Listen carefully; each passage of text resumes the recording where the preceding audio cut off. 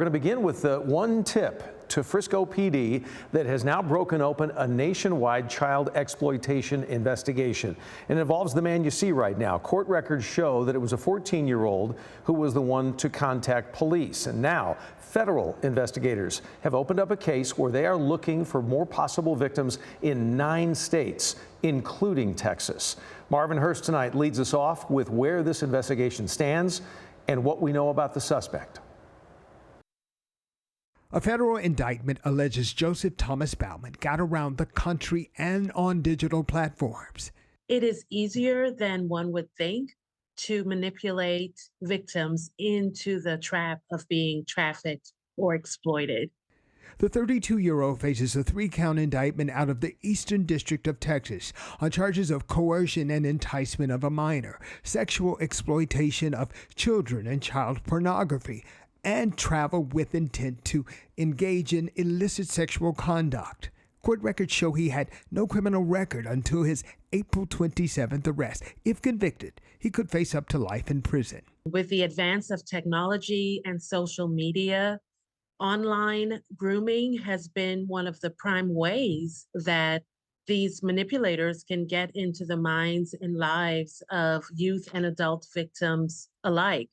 For 28 years, New Friends, New Life CEO Bianca Davis has worked with women and girls who are trafficked and exploited in Dallas. Some of the very everyday tools that we use to communicate and share and plan our days are the very tools that these people use to enter into the lives of potential victims. Court records reveal a 14-year-old boy contacted Frisco police about the suspect being in contact with him.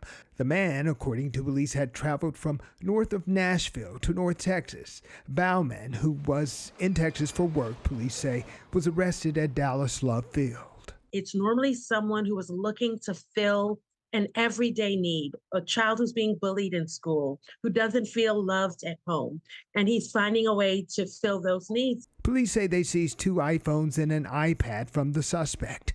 Investigators say the devices had more than 39,000 images, including nearly 5,800 videos. According to police, over 3,800 and more than 600 videos were of infants and toddlers. Detectives say they are still reviewing another device, allegedly with some 80,000 pictures and videos on it.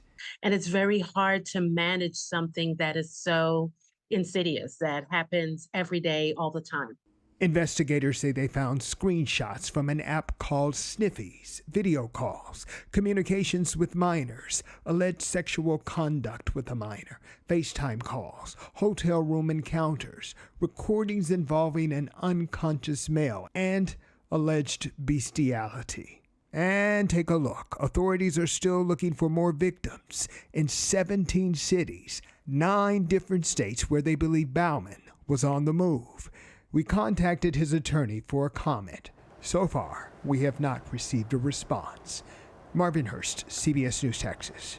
A Texas lawmaker tonight is pointing out an impact that is still being felt 2 months since the explosion at the Clyde Apartments in Oak Cliff. You may remember that.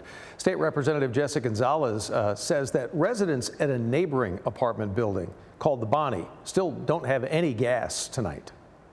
So they can't take a hot shower.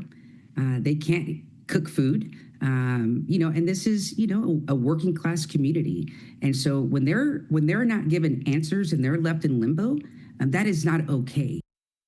As a result, Gonzalez is now calling on the Texas Department of Housing and Community Affairs to conduct that review. She says that she wants the review to lead to any policy changes that could help victims dealing with the aftermath of incidents just like this one.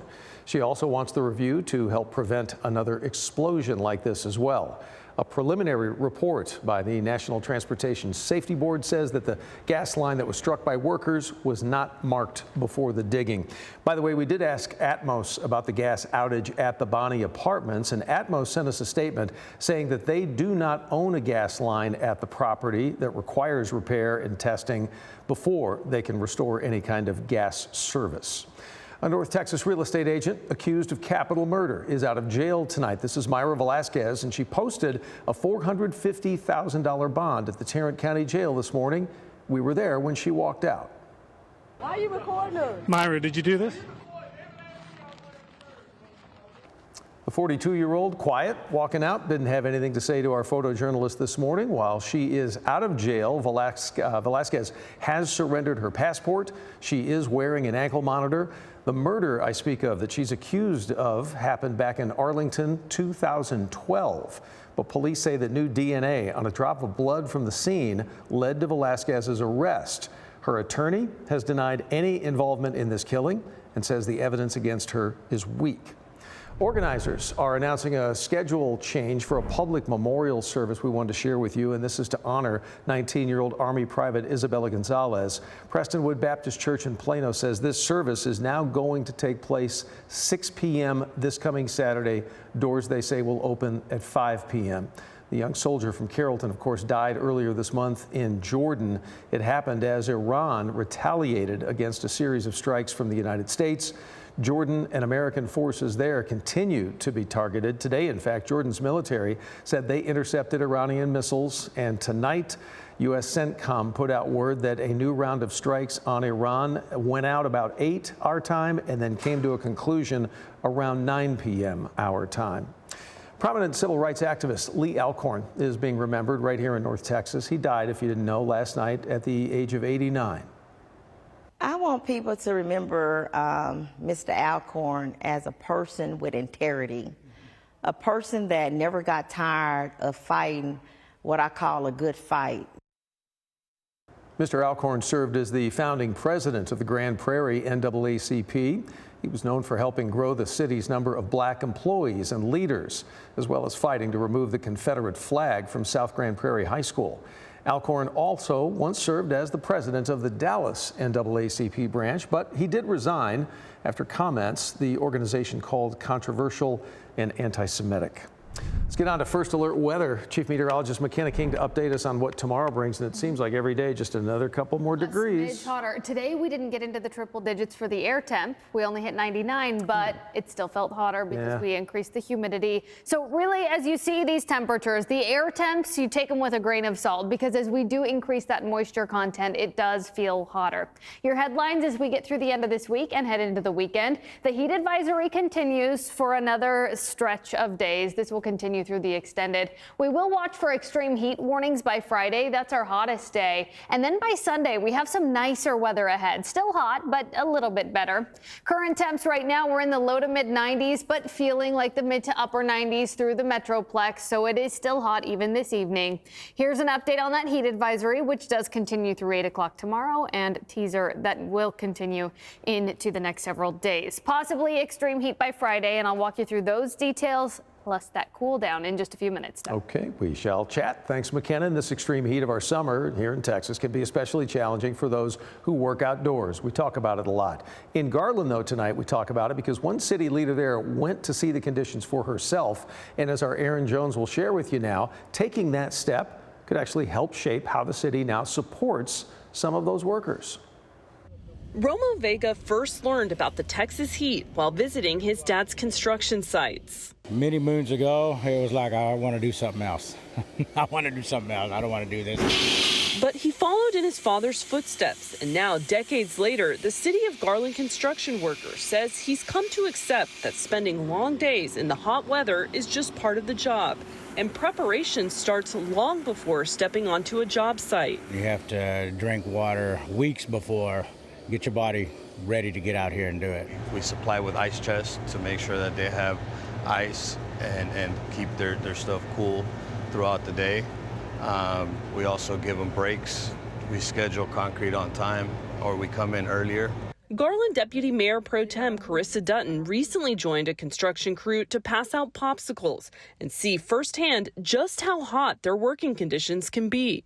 Using a thermal temperature gun, she found a hard hat measuring 111 degrees, a concrete curing machine measuring 125 degrees, and freshly poured concrete at 131 degrees. Give me a different appreciation for what conditions that they are working in. You know, you hear it taught, but when you're like out there doing it, it's like, ooh, it's a whole different level of hot. Dutton says the experience will help her evaluate whether the city can do more to support outdoor workers through additional equipment, cooling measures, or other resources. Just knowing, do we have enough water in the budget? Do we have, you know, all of these different things? What can we do to make their life a little bit easier? Vega says he feels that he has everything he needs to be prepared and keeps reminding himself that the extreme heat is only temporary. Fall is around the corner. I'm waiting for it every second. I'm counting the seconds go by. I'm waiting for it. In Garland, Aaron Jones, CBS News, Texas.